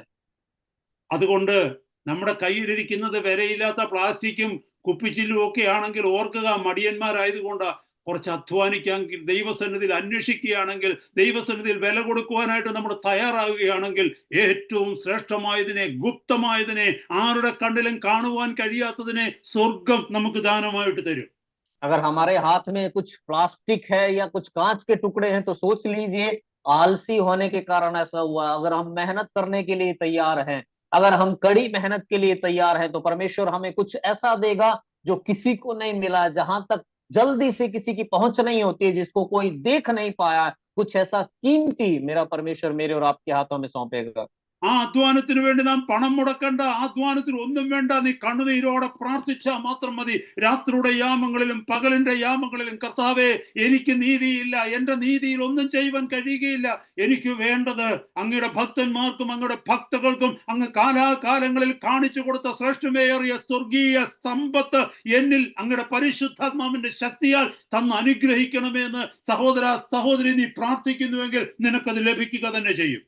उस मेहनत के लिए आपको पैसा लगाने की जरूरत नहीं है और कुछ करने की जरूरत नहीं है. चाहे दिन हो या रात हो, आप अगर आंसू बहा बहाकर प्रभु से ये प्रार्थना करते हैं कि प्रभु अपनी धार्मिकता को मेरे अंदर दे, समय समय पर आपने अपने भक्तों को जो स्वर्गीय संपत्ति, जो स्वर्गीय खजाना दिखाया है प्रभु, उस खजाने में से अपने पवित्र आत्मा के द्वारा मेरी जिंदगी में भी उंडेल. अगर भाई और बहनों आप ऐसी दुआ करते हैं तो वो परमेश्वर को भी वो कीमती खजाना देगा, वो धार्मिकता देगा. സഹോദര സഹോദരി, അതിന് വിദ്യാഭ്യാസത്തിന്റെ ആവശ്യമില്ല, ലോകം നിന്നെ അറിയേണ്ട ആവശ്യമില്ല, പേരും പെരുമയും കൊണ്ട് ആവശ്യമില്ല, നൂറുകണക്കിന് ആളുകൾ നിന്റെ സഭയെ വേണമെന്നില്ല. നീ ഒരാളും മതി. കണ്ണുനീരോടെ പ്രാർത്ഥിച്ചാൽ ദൈവം നിന്റെ മേൽ സ്വർഗത്തിന്റെ ശക്തി, അവിടുത്തെ അഭിഷേകം പകരും. നിന്റെ ഉള്ളിൽ ദിവ്യാത്മാവ് സ്വർഗീയ ജ്ഞാനത്തെ തരും. നീ അനേകർക്ക് അനുഗ്രഹമായി മാറും. भाई और बहनों, इसके लिए पढ़ाई लिखाई जरूरी नहीं है, बड़ा प्रसिद्ध व्यक्ति होना जरूरी नहीं है, बड़ी चर्च चलाने वाला होना जरूरी नहीं है. सिर्फ आप एक व्यक्ति, अगर आप रोने के लिए तैयार है, प्रभु के सामने अगर आप आंसू बहाते हैं, तो वो परमेश्वर स्वर्ग की सामर्थ्य से आपको भरेगा. परमेश्वर का आत्मा आपको दिव्य ज्ञान से, बुद्धि से भरेगा और आप बहुतों के लिए एक बड़ी आशीष बन जाएंगे. അനേക മിഷണറിമാരുടെ ജീവിതത്തിന്റെ ചരിത്രങ്ങൾ നിങ്ങൾ പഠിച്ചു കഴിഞ്ഞാൽ നിങ്ങൾക്ക് ആ സത്യം മനസ്സിലാകും. बहुत से मिशनरियों, परमेश्वर के दासों की इतिहास की कहानियां, उनकी जीवनी को अगर आप पढ़ेंगे तो ये सच्चाई आप समझ पाएंगे. ദൈവം ഉപയോഗിച്ചിട്ടുള്ള വ്യക്തികൾ, അപ്പോസ്തലന്മാരുടെ കാലഘട്ടങ്ങൾ മുതൽ തന്നെ നോക്കിക്കഴിഞ്ഞാൽ ദൈവം ഉപയോഗിച്ചിട്ടുള്ള വ്യക്തികളൊന്നും വലിയ വിദ്യാഭ്യാസമുള്ളവരും ലോകത്തിൽ വലിയ പരിചയസമ്പന്നരും ധനവാന്മാരുമായിരുന്നില്ല. प्रेरितों के समय से लेकर आज तक अगर आप उन लोगों की जिंदगी को देखें जिनको परमेश्वर ने इस्तेमाल किया है, तो उनमें कोई भी ज्यादा पढ़ा लिखा, ज्यादा प्रसिद्ध या ज्यादा धनवान नहीं था. വെറും സാധാരണക്കാരായ മനുഷ്യരെയാണ് കർത്താവ് തന്റെ കൈകളിൽ ഉപയോഗിച്ചത്. കർത്താവിന് വേണ്ടത് നിന്റെ പൂർണ്ണമായ സമർപ്പണമാണ്, കണ്ണുനീരോട് കൂടിയുള്ള പ്രാർത്ഥനയാണ്, നിന്റെ സ്വയം നീതിയിൽ ആശ്രയിക്കാതെ ദൈവത്തിന്റെ നീതിക്ക് വേണ്ടിയുള്ള നിലവിളിയാണ്. അത് നിന്നെയോ നിന്റെ കുടുംബത്തെ മാത്രമല്ല, നീ ആയിരിക്കുന്ന ദേശത്തെ കർത്താവ് മാറ്റും. ഹല്ലേലൂയ! കർത്താവിന്റെ മഹത്വം വെളിപ്പെടുക തന്നെ ചെയ്യും. प्रभु ने सिर्फ साधारण लोगों को अपने हाथों में लेकर बड़ी सामर्थ के साथ में इस्तेमाल किया। प्रभु सिर्फ ये चाहता है कि आप अपनी धार्मिकता पर निर्भर न रहें, आप परमेश्वर की धार्मिकता पर निर्भर रहें। वो सिर्फ आपका समर्पण चाहता है। वो सिर्फ ये चाहता है कि आप रो रो कर उसके सामने आंसू बहाएं। अगर आप ऐसा करने के लिए तैयार हैं तो वो अपनी उस धार्मिकता से, अपने उस सामर्थ्य से आपको भरने के लिए, इस्तेमाल करने के लिए तैयार है। 5 വർഷം മുമ്പിലുള്ള നിങ്ങളുടെ ജീവിതത്തിലേക്ക് നിങ്ങളൊന്ന് നോക്കിക്കേ. കഴിഞ്ഞ 5 വർഷത്തിന് മുമ്പ് നിങ്ങൾ എങ്ങനെയായിരുന്നു, ഇപ്പോൾ നിങ്ങൾ എങ്ങനെയാണ്? നിങ്ങൾ ചിലപ്പോൾ കൂടുതൽ ധനം നിങ്ങൾക്ക് കിട്ടിക്കാണും, അല്ലെങ്കിൽ നല്ല വലിയൊരു വീട് കിട്ടിക്കാണും, അല്ലെങ്കിൽ ഒത്തിരി വിദ്യാഭ്യാസം കിട്ടിക്കാണും, അല്ലെങ്കിൽ നല്ലൊരു ജോലി കിട്ടിക്കാണും. ഇതെല്ലാം ഒരു കാര്യം ഓർത്തു നോക്കണമേ, കഴിഞ്ഞ 5 വർഷം നിങ്ങളുടെ അധ്വാനത്തിന്റെ ഫലമാ ഇന്ന് നിങ്ങളുടെ കയ്യിലുള്ളത്. पिछले 5 साल की अपनी जिंदगी के बारे में एक बार सोच कर देखिए। शायद 5 साल से आज अगर आप देखेंगे तो आज आपके पास में शायद पैसा ज्यादा हो गया होगा, शायद आपका घर बड़ा हो गया होगा, शायद आप ज्यादा पढ़ लिख गए होंगे। तो ये सब क्या है? ये पिछले 5 साल की आपकी मेहनत का नतीजा है जो आपको मिला है। നിങ്ങളുടെ ആത്മീയ ജീവിതത്തിലേക്ക് നോക്കിക്കേ, 5 വർഷം കൊണ്ട് എന്തെങ്കിലും മാറ്റം വന്നോ സഹോദര സഹോദരി? अब आप अपनी आत्मिक जिंदगी पर एक नजर डालिए भाई और बहन, क्या पिछले 5 साल में आपकी आत्मिक जिंदगी में कोई बदलाव आया है? ഇന്നത്തെ രാത്രി ദൈവാത്മാവ് നിങ്ങളോട് സംസാരിക്കുന്നെങ്കിൽ കർത്താവിന്റെ സന്നിധിയിൽ ഒരു തീരുമാനമെടുക്കുക. ഇന്നത്തെ ദിവസം മുതൽ going forward I will put myself under the feet of the Lord, I will cry out him in louder and louder and louder way. आज अगर परमेश्वर का आत्मा आपसे बातचीत कर रहा है तो आज प्रभु के सामने एक समर्पण करें कि आज से मैं प्रभु के सामने घुटनों पर बैठूंगा, उसके सामने ऊंची आवाज में आंसुओं के साथ रो रो कर उससे दुआ करूंगा। സ്വന്തം ബുദ്ധിയിൽ ആശ്രയിച്ചുകൊണ്ട് ശുശ്രൂഷ വർദ്ധിപ്പിക്കുവാൻ നോക്കാതെ, സ്വന്തം ബുദ്ധിയിൽ ആശ്രയിച്ചുകൊണ്ട് മറ്റുള്ളവരുടെ ഇൻഫ്ലുവൻസിന് വേണ്ടി അവരുടെ കാലും കൈയും പിടിക്കുവാൻ പോകാതെ ഇന്നത്തെ രാത്രി മുതൽ തീരുമാനിക്കേ, ഹല്ലേലൂയ, ശുശ്രൂഷ തരുന്ന ദൈവം, മഹത്വം തരുന്ന ദൈവം, ബലം തരുന്ന ദൈവം, സ്വർഗീയ ജ്ഞാനം തരുന്ന ദൈവം, കൃപാവരങ്ങൾ തരുന്ന ദൈവം, അവിടുത്തെ സന്നിധിയിൽ ഞാൻ ഇനി വീഴാൻ പോകുകയാണ്, അവിടുത്തെ സന്നിധിയിൽ ഞാൻ കരയുവാൻ പോകുകയാണ്. അടുത്ത 5 വർഷം എന്റെ കർത്താവ് എനിക്ക് തരുന്നുവെങ്കിൽ ഇന്നത്തെ പോലെ ആയിരിക്കുകയില്ല. ഞാൻ 5 വർഷം കഴിയുമ്പോൾ എന്റെ കർത്താവ് വരുവാൻ താമസിച്ചെങ്കിൽ ശ്രേഷ്ഠമേറിയ മഹത്വമേറിയ പ്രവർത്തികൾക്ക് ഞാൻ സാക്ഷിയാകുമെന്ന് പറഞ്ഞാട്ടെ. अपनी बुद्धि का सहारा लेकर सेवकाई बढ़ाने की कोशिश करने की बजाय, दूसरे लोगों का सहारा लेकर प्रभाव को बढ़ाने की कोशिश करने की बजाय, आपको ये सोचना है कि सामर्थ प्रभु देता है, वरदान प्रभु देता है, सेवकाई प्रभु देता है, बल प्रभु देता है। तो आज से आप ये कहें कि प्रभु, आज से मैं आपके चरणों पर गिरूंगा, मैं आपके सामने रो रो कर गिड़गिड़ाऊंगा। और अगर प्रभु के आगमन में देरी होती है, अगर अगले 5 साल अगर प्रभु मुझे देता है, तो मेरी जिंदगी आज जैसी नहीं होगी। मैं प्रभु के बड़े बड़े कामों का, उसकी सेवकाई में बड़े बड़े कामों का गवाह बनूंगा। ദൈവത്തിന്റെ വചനത്തിൽ പറയുന്നു, അവൻ തക്ക സമയത്ത് നിങ്ങളെ ഉയർത്തേണ്ടതിന് അവന്റെ ബലമുള്ള കരങ്ങൾക്ക് കീഴെ താണിരിപ്പീൻ. परमेश्वर का वचन कहता है, परमेश्वर के बलवंत हाथ के नीचे दीनता से रहो ताकि वो उचित समय पर तुम्हें बढ़ाए। ദൈവം നിന്നെ ഉയർത്തിയാൽ ഈ ലോകത്തിൽ ഒരു മനുഷ്യനെ നിന്നെ തകർക്കാനായിട്ട് കഴിയുകയില്ല, നിന്നെ തൊടുവാനായിട്ട് കഴിയത്തില്ല. परमेश्वर अगर आपको ऊंचा उठाने लगे तो इस दुनिया का कोई व्यक्ति ना तो आपको छू सकता है, न आपको गिरा सकता है। ദൈവം നിന്റെ ശുശ്രൂഷയെ മാനിക്കുവാനായി നിന്നോടൊപ്പം നിന്നു കഴിഞ്ഞാൽ ഈ ലോകത്തിൽ ഒരു വ്യക്തിക്കും നിന്നെ ചവിട്ടി താഴ്ത്തുവാൻ കഴിയത്തില്ല. परमेश्वर अगर आपकी सेवकाई को आदर देने के लिए आपके साथ में आकर खड़ा हो जाए तो इस दुनिया का कोई भी आदमी आपको कुचल नहीं सकता है। സർവശക്തനായ ദൈവം നിനക്ക് മുമ്പ് വാതിലുകളെ തുറന്നു കഴിഞ്ഞാൽ അതിനെ അടയ്ക്കുവാൻ ലോകത്തിൽ ഒരൊറ്റ വ്യക്തിക്കും കഴിയില്ല, ഒരു ശക്തിക്കും കഴിയത്തില്ല. सर्वसामर्थी परमेश्वर अगर आपके सामने कोई दरवाजा खोलता है तो न तो इस दुनिया का कोई व्यक्ति, न इस दुनिया की कोई ताकत उस दरवाजे को बंद कर सकती है। യോഹന്നാന്റെ സുവിശേഷം 7-ാം അധ്യായം 37 മുതലുള്ള വാക്യങ്ങളിൽ കർത്താവ് ഇങ്ങനെ പറയുന്നു, ഉത്സവത്തിന്റെ മഹാദിനമായ ഒടുക്കത്തെ നാളിൽ യേശു നിന്നുകൊണ്ട് ദാഹിക്കുന്ന ഏവനും എന്റെ അടുക്കൽ വന്ന് കുടിക്കട്ടെ, എന്നിൽ വിശ്വസിക്കുന്നവന്റെ ഉള്ളിൽ നിന്ന് തിരുവെഴുത്ത് പറയുന്നത് പോലെ ജീവജലത്തിന്റെ നദികൾ പുറപ്പെടും. യോഹന്നാന്റെ यू- സുവിശേഷം 7-ാം അധ്യായം 37 മുതൽ 39 വരെയുള്ള വാക്യങ്ങൾ. यूहन्ना 7 का 37 से आगे के वचनों में हम देखते हैं प्रभु यीशु मसीह पर्व के अंतिम दिन खड़ा होकर, जो मुख्य दिन है, वो कहता है, पुकार कर कहता है, यदि कोई प्यासा हो तो मेरे पास आए और पिए, जो मुझ पर विश्वास करेगा, जैसा पवित्र शास्त्र में आया है, उसके हृदय में से जीवन के जल की नदियां बह निकलेंगी। അനുഗ്രഹിക്കുന്ന ജീവജലത്തിന്റെ നദികൾ നിന്നിലൂടെ പുറപ്പെടുവിക്കുവാൻ തക്കവണ്ണം ദൈവത്തിന് കഴിയും. कईयों को आशीष देने वाले जीवन के जल की नदियां प्रभु आपके अंदर से बहा सकता है। അടുത്ത 3 മിനിറ്റിനുള്ളിൽ ദൈവവചനം നിർത്തുവാനായിട്ട് ഞാൻ ആഗ്രഹിക്കുന്നു. अगले 3 मिनट में मैं अपने वचन को रोकना चाहता हूं। എന്നെ കേൾക്കുന്ന സഹോദര സഹോദരി, കർത്താവിന്റെ അടുക്കലേക്ക് വന്ന് അവനിൽ നിന്ന് കുടിക്കുക. मुझे सुनने वाले भाई और बहन, प्रभु के निकट आए, उससे लेकर पिए। രാത്രി യാമങ്ങളിൽ, പകലിന്റെ യാമങ്ങളിൽ നീ ഒറ്റയ്ക്ക് ദൈവസന്നിധിയിലേക്ക് കടന്നു വന്നിട്ട് അവന്റെ സന്നിധിയിൽ നിന്ന് ശക്തിയെ പ്രാപിക്കുക. रात के पहरों में, दिन के पहरों में अकेले प्रभु के निकट आए, उससे सामर्थ को पाए। ദൈവസന്നിധിയിൽ നിന്ന് ശക്തി പ്രാപിച്ച് ഈ ലോകത്തിലേക്ക് അവന്റെ ബലത്തോടെ ഇറങ്ങുക. प्रभु की उपस्थिति में बैठकर, सामर्थ को पाकर, उसके बल के साथ इस दुनिया में निकले। യേശു കർത്താവിന്റെ ശുശ്രൂഷ അങ്ങനെയായിരുന്നു. രാത്രിയുടെ യാമങ്ങളിൽ ഒലിവ് മലയിലേക്കും മലകളിലേക്കും കടന്നുപോയി അവിടെ നിന്ന് പിതാവിനോട് പ്രാർത്ഥിച്ചിട്ട് പകൽ ഈ ഭൂമിയിൽ മനുഷ്യരുടെ ഇടയിലേക്ക് ഇറങ്ങിച്ചെന്നവരെ അനുഗ്രഹിക്കുന്ന ശുശ്രൂഷയായിരുന്നു യേശുവിൻ്റെത്. प्रभु यीशु की सेवकाई ऐसी ही थी। रात के समय में वो पहाड़ पर जाकर पिता परमेश्वर से दुआ करता था, प्रार्थना करता था, और दिन के समय लोगों के बीच में जाकर उनके लिए सेवकाई करता था, उनको आशीष देता था। ഇതുവരെ ലോകത്തിലുള്ള പലതിനു വേണ്ടി നമ്മൾ ഉപവസിച്ച് പ്രാർത്ഥിച്ചു. എന്നാൽ ഇന്നു മുതൽ ആത്മീക വിഷയങ്ങൾക്ക് വേണ്ടി, സ്വർഗത്തിന്റെ നീതിക്ക് വേണ്ടി, സ്വർഗത്തിന്റെ പ്രവൃത്തികൾക്ക് വേണ്ടി ഉപവസിച്ച് പ്രാർത്ഥിച്ചാട്ട് കർത്താവ് നിന്നെ മാനിക്കും, നിനക്ക് തൃപ്തി വരുത്തും.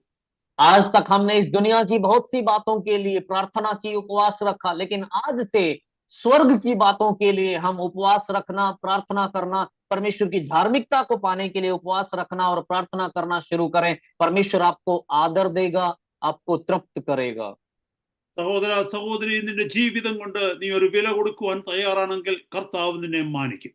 भाई बहन, अगर आप अपनी जिंदगी से कीमत चुकाने के लिए तैयार है तो प्रभु आपको आदर देगा। കർത്താവിന് സന്നിധി നമുക്ക് നമ്മുടെ തലകളെ വണക്കാം. हम अपने सिरों को प्रभु के सामने झुकाएंगे। പരിശുദ്ധ പിതാവേ, ഞങ്ങൾ അങ്ങയെ സ്തുതിക്കുന്നു. അനുഗ്രഹിക്കപ്പെട്ട ഒരു സമയം കൂടെ അവിടുത്തെ സന്നിധിയിൽ അങ്ങ് തന്നതിനായിട്ട് നന്ദിയോടെ സ്തോത്രം. ശ്രേഷ്ഠമേറിയ ചില മർമ്മങ്ങൾ ഞങ്ങളെ ഉപദേശിച്ചതിനായിട്ട് സ്തോത്രം. അങ്ങയുടെ നീതിക്ക് വേണ്ടി വിശക്കുവാനും ദാഹിക്കുവാനും അങ്ങയുടെ കരങ്ങളിൽ നിന്ന് തൃപ്തി വരുത്തുവാനും തക്കവണ്ണം കർത്താവെ ഞങ്ങളെ തന്നെ തിരുസന്നിധിയിലേക്ക് താഴ്ത്തി തരുന്നു. കേട്ടുകൊണ്ടിരുന്ന ഞങ്ങളുടെ ജനത്തിനായിട്ട് പ്രത്യേകം പ്രാർത്ഥിക്കുന്നു. ഞങ്ങളുടെ ദാസീദാസന്മാർക്കായിട്ട് പ്രാർത്ഥിക്കുന്നു. അടിയനോട് കൂടെ ശുശ്രൂഷ ചെയ്ത് ഞങ്ങളുടെ ഭൃത്യനായി പ്രാർത്ഥിക്കുന്നു. ശുശ്രൂഷകളെ തിരുസന്നിധിയിൽ ഏൽപ്പിച്ച് പ്രാർത്ഥിക്കുന്നു. ഇന്നത്തെ ശുശ്രൂഷ, ദൈവവചന ശുശ്രൂഷ അനേകർക്ക് അനുഗ്രഹമാക്കി തീർക്കണമേ അപ്പ. ശ്രേഷ്ഠമേറിയ ഒരു വേറൊരു അനുഭവത്തിലേക്ക് അങ്ങയുടെ ദാസീദാസന്മാരെ, ദൈവജനത്തെ കൊണ്ടുവരണമെന്ന് പ്രാർത്ഥിക്കുന്നു. ദേശങ്ങളെ അങ്ങ് അനുഗ്രഹിക്കണമേ. ദൈവസഭകളെ ശുദ്ധീകരിക്കുമാറാകണമെന്ന് പ്രാർത്ഥിക്കുന്നു. അങ്ങനെ നാമം സകലയിടത്തും മഹത്വപ്പെടുവാൻ ഇന്നത്തെ രാത്രി മുതൽ ചിലരുടെ ജീവിതങ്ങളിൽ പുതിയ ചില അനുഭവങ്ങളെ, ദർശനങ്ങളെ കൊടുക്കുമാറാകണമെന്ന് പ്രാർത്ഥിക്കുന്നു. ഇതൊക്കെയും അങ്ങയുടെ മഹത്വത്തിനാക്കി തീർക്കണമെന്ന് ഞങ്ങൾ അങ്ങയോട് പ്രാർത്ഥിക്കുക. ഇന്നത്തെ രാത്രി കർത്താവിന്റെ പരിശുദ്ധാത്മാവെ ഞങ്ങളെ ഉപയോഗിച്ചതിനായിട്ട് സ്തോത്രം. സകലത്തിലും അങ്ങയുടെ പ്രവൃത്തിയാൽ യേശു കർത്താവിനെ മഹത്വപ്പെടുത്തിക്കാട്ട് പിതാവേ സ്തോത്രം. പ്രാർത്ഥന കേട്ട് കൃപയ്ക്കായി സ്തോത്രം. യേശു കർത്താവിന്റെ പരിശുദ്ധ നാമത്തിൽ തന്നെ ആമീൻ. കർത്താവിന്റെ ദാസൻ പ്രാർത്ഥിച്ച് ആശീർവാദം. भाई हम प्रार्थना करेंगे। पिता, हम आपका धन्यवाद करते हैं सच्चे समय के लिए प्रभु जी। प्रभु, आपकी उपस्थिति के लिए हम आपका धन्यवाद करते हैं। प्रभु, एक और मौका आपने प्रभु आपके वचन के सामने बैठने का हमें दिया, हम आपका धन्यवाद करते हैं। इस जीवितों की जमीन पर प्रभु जिंदा परमेश्वर के वचनों को परमेश्वर सुनने का, प्रभु सीखने का, समझने का प्रभु जी परमेश्वर आपने हमें मौका दिया, हम आपका धन्यवाद करते हैं परमेश्वर। आपके दास के लिए खास तौर से हम आपका धन्यवाद करते हैं प्रभु। आपके द्वारा दिए गए प्रकाशनों के लिए धन्यवाद प्रभु। ने और भी अधिक अपने प्रकाशनों से भर, अपने वरदानों से भर, अपनी सामर्थ से भर, और बहुतों के लिए एक बड़ी आशीष का कारण बना। उनके परिवार को, उनकी सेवकाई, उनकी नौकरी, सब कुछ हम आपके हाथों में समर्पित करते हैं। अपने लहू के तले छिपा के रख। आज जूम पे शामिल हुए प्रभु आपके सारे दासों को, दासियों को, आपकी संतानों को, आपके बच्चों को हम आपके हाथों में समर्पित करते हैं प्रभु। ये आज का वचन हमारी जिंदगी में एक बदलाव का कारण बनने पाए। पिछले परमेश्वर कई हफ्तों से परमेश्वर जो हम सीखते आ रहे हैं प्रभु जी, वो एक एक वचन हमारी जिंदगी में काम करने पाए। खासतौर से आज हमने जो सुना प्रभु, हम धार्मिकता के भूखे और प्यासे होने पाए प्रभु जी। हम परमेश्वर धार्मिकता की भूख और प्यास हमारे अंदर आने पाए प्रभु जी। प्रभु आपकी धार्मिकता, हम अपनी धार्मिकता के भरोसे न रहने पाए प्रभु, हमारे धर्म के कामों के, हमारे भले कामों के भरोसे नहीं प्रभु, हम आपकी धार्मिकता पर आधारित रहने पाए। ऐसी एक जिंदगी बिताने के लिए प्रभु हमें से हर एक की मदद कर परमेश्वर, अपनी धार्मिकता से हमें भर प्रभु, और आपकी इच्छा के अनुसार परमेश्वर आप हमें इस दुनिया में इस्तेमाल करें। सब लोगों को हम आपके हाथों में देते हैं परमेश्वर, आपने ये ऐसा समय दिया इसके लिए धन्यवाद प्रभु जी। इन वचनों पर चलने के लिए, इन वचनों के अनुसार जिंदगी में आगे बढ़ने के लिए प्रभु हम में से हर एक की मदद कर, सहायता कर। सारा आदर, सारी महिमा हम आपके नाम को समर्पित करते हैं, प्रभु यीशु मसीह के नाम से मांगते हैं, आमीन। अब पिता परमेश्वर का प्रेम, पुत्र यीशु मसीह का अनुग्रह, पवित्र आत्मा की संगति और सहभागिता